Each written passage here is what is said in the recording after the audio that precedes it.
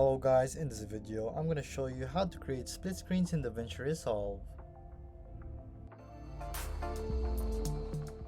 So to do this, all you have to do is grab your two footages that we want to do split screen on, and then we just have to go to inspector and then go to cropping.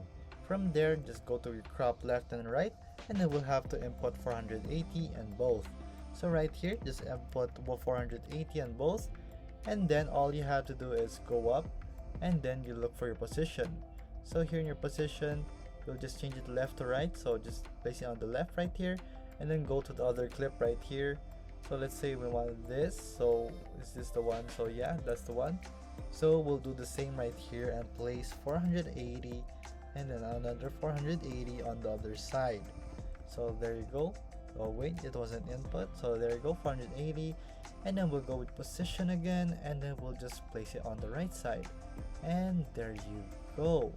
So you can also input 480 right here, and there you go. That's how you make a split screen here in DaVinci Resolve. So if this video was helpful, please hit the like button and don't forget to subscribe.